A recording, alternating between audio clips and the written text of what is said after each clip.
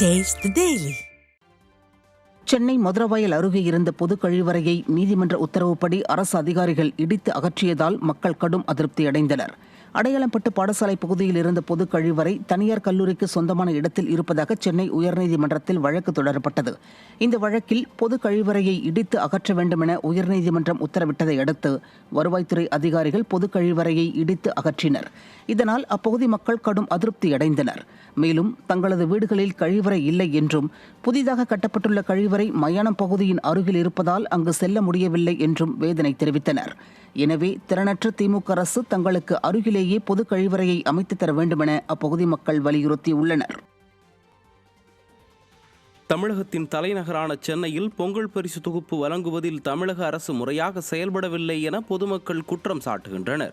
எதிர்க்கட்சி தலைவராக இருந்தபோது பொங்கல் பரிசு தொகுப்பில் ரொக்கப்பணம் 5000 ரூபாய் வழங்க வேண்டும் என கோரிக்கை வைத்த ஸ்டாலின் தற்போது ஆட்சிக்கு வந்த பின் பரிசு தொகுப்பில் ரொக்கப்பணமே வழங்காமல் பொதுமக்களை ஏமாற்றினார். இதனால் மக்கள் மிகுந்த ஏமாற்றம் அடைந்த நிலையில் பலருக்கும் வேஷ்டி, சேலை, முந்திரி, திராட்சை, ஏலக்காய் உள்ளிட்டவையும் வழங்கவில்லை என குற்றச்சாட்டு எழுந்துள்ளது.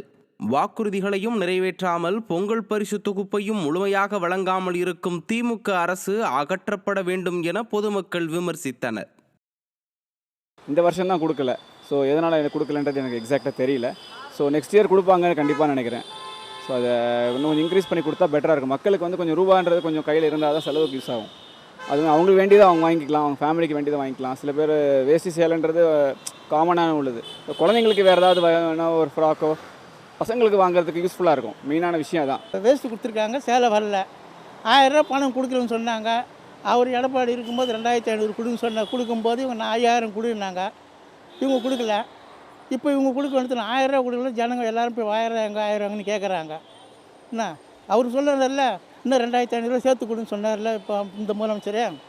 இப்போ கொடுக்க வேண்டியதானே, ஏன் கொடுக்கல?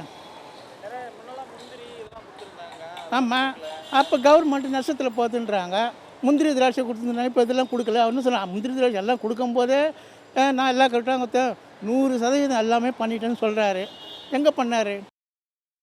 சென்னை புதுவண்ணாரப்பேட்டையில் தனியார் பேக்கரியில் வாடிக்கையாளருக்கு கெட்டுப்போன கேக் விற்பனை செய்யப்பட்ட சம்பவம் பொதுமக்களிடையே அதிர்ச்சியை ஏற்படுத்தியுள்ளது. புதுவண்ணாரப்பேட்டையைச் சேர்ந்த கோபி என்பவர் லட்சுமி கோயில் பேருந்து நிலையம் அருகே உள்ள பேக்கரியில் இருந்து கேக்கை வாங்கியுள்ளார். இதையடுத்து அந்த கேக்கை அவரது அலுவலகத்திற்கு கொண்டு சென்று திறந்து பார்த்தபோது கேக் பூஞ்சை பிடித்து கெட்டுப்போனது தெரிய வந்தது. மேலும் அதை சாப்பிட்ட 4 பேருக்கு வாந்தி மயக்கம் ஏற்பட்டுள்ளது.